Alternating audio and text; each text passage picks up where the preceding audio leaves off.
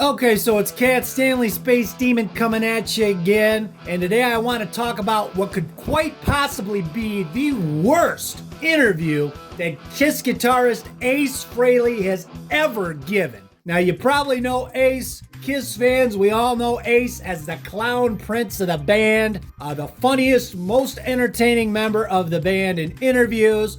Ace, by far, he's a walking punchline. Everything he says is a joke, funny. He's got the laugh, and Ace is usually entertaining when you talk to him. But I'm going to go back to the Howard Stern radio show, May of 2005. Now, this isn't what I would consider to be prime era Stern, but, you know, Howard was still Howard at this point, 2005. I think he was still on terrestrial radio, hadn't made the move to Sirius XM yet, but his show was still good. And I thought this had the potential to be a great interview.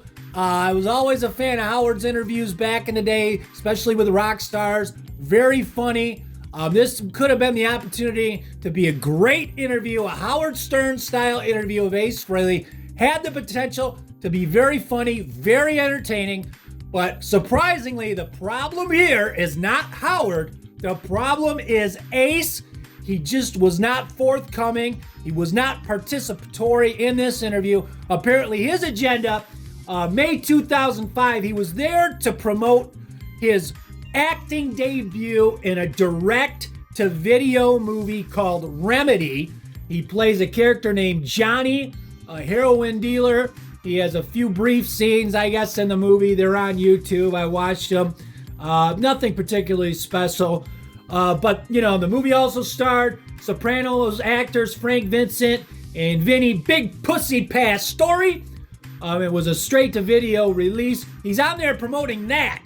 And apparently, this is all he wants to talk about, is promoting this movie, this direct-to-video feature that nobody gives a damn about. Now, Howard admits to Ace that he doesn't know a lot about the band Kiss. You might have watched my previous video, the Eric Carr Howard Stern video, where Howard didn't know who the original drummer in Kiss was. Obviously, he's not a big fan. He had Ace on the show at the behest of Sal Governale, who was one of Howard's guys to make the phony phone calls.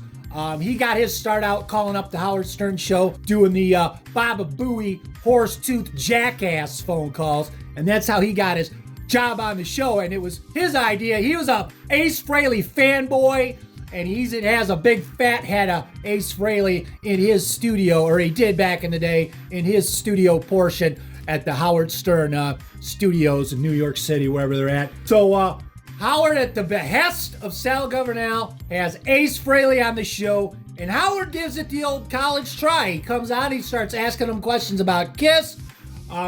You know, of course, he's going to get him to try to badmouth Gene. He wouldn't do that. He wouldn't even badmouth Tommy Thayer, and we know how Ace feels about Tommy Thayer. Howard couldn't even get him to badmouth Tommy, so this is how bad this interview is. We're going to get to the clip of it. Condensed version, very short interview. Ace's manager put the brakes on this thing about 2 minutes into it because Howard was asking questions about Kiss, and apparently he wasn't supposed to. Ace Frehley, lead guitarist from Kiss, wasn't supposed to talk about Kiss. Because, you know, we know that all Kiss fans tuning into Howard Stern want to hear about his acting debut. We don't want to hear about Shock Me. We don't want to hear about the groupies. We don't want to hear about the partying. We want to hear about Ace's acting debut. So this was just a terrible disaster of an interview. Worst of Ace's career. And we're going to get the clip of it here so you can judge for yourself. Maybe your opinion is different. Maybe you think Ace took the high road here. Maybe you're saying Ace is a classy guy. But I don't want class from Ace Frehley. I want Ace from Ace Frehley. So here we go. 2005, Howard Stern Show. Worst interview of Ace Frehley's career. How are you, Ace? I'm wonderful. Good to see you. What movie is this? Remedy? Remedy. I don't know. Now, what is that about? What is that about, Ace? It's about choose your own poison, you know. It's about, you know, decadency in New York City. I know all about that. The drug scene, you know. Really? I play a heroin dealer, and No kidding. I can't see you as a heroin dealer. Yeah, neither could I, you know. Are you in Kiss or not? I don't know that much about Kiss. I'll be honest with you, but I know everyone's a big fan. So what's going on here with this Kiss stuff? I'm presently not touring with them. And you hate Gene, right? No, I love Gene. Oh, come on. What happened? Aerosmith and you guys went out on tour. Right. And you said, the way it was explained to me anyway, and tell me if I'm wrong or right. You said, hey, man, I ain't opening up for Aerosmith. Yeah. Aerosmith can open up for us. Mm-hmm. And you told that to Gene. Right. And Gene said, hey, you can get out of the band. That's okay. And that's it. That was the end, huh?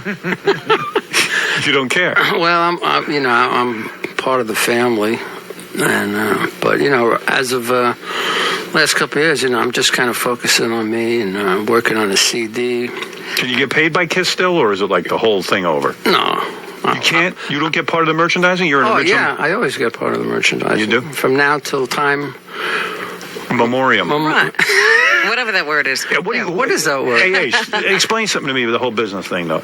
Do you think Gene puts out too much Kiss stuff? They have a tendency to go overboard with merchandising. Right. Is that just Gene, or does the whole band, or, is Paul in on all that stuff, too?